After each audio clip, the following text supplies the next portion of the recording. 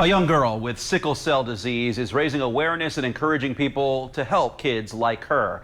The disease impacts 1 in every 365 African Americans, causing problems for thousands of people here in Indiana. Our Stephanie Wade shares the important information tonight and this young girl's story of perseverance.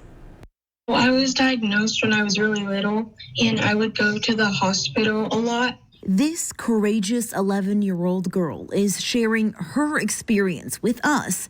In her words, to help people better understand sickle cell disease. I think we just need to raise awareness about it. Sickle cell disease is an inherited blood disorder that affects red blood cells. Your blood cells, they turn into vessels, like a crescent shape, and it's really sticky, and it's like your blood can't flow through properly because the blood cells are blocking, making them inefficient in delivering oxygen throughout the body, causing pain, breathing issues, and strokes. That causes intense, excruciating pain that can last for a few minutes to a few hours, sometimes for days and sometimes for weeks. Gary GIBSON is the president of the Martin Center Sickle Cell Initiative, one of the oldest sickle cell centers in the country. Most people don't really know what sickle cell is or don't know a lot about it, but it's an illness that causes tremendous problems for people. With a life expectancy of just 47 years old,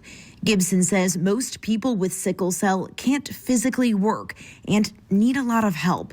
So they provide patients and families resources on where best to access health care, offering transportation assistance, a food pantry, and a support group, to name a few. These folks were born with this. They didn't have anything to do with this, and it's not fair to them. Corrine Dolly says her first pain crisis started when she was just 6 months old, but it hasn't stopped her from still doing what she loves.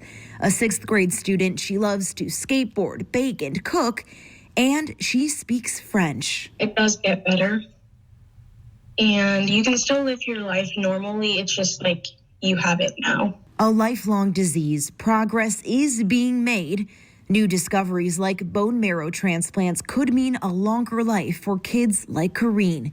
And something as simple as donating blood can make a huge difference.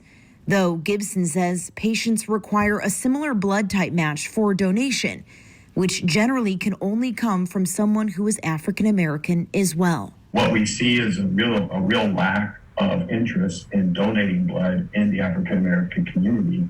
And our fellow brothers and sisters that are suffering from sickle cell disease really need you. Stephanie Wade, WRTV. Because sickle cell disease affects so many people in Indiana, the Martin Center requires financial contribution to provide all the services to patients and families. We will provide a link in this story on our website, WRTV.com, so you can learn more.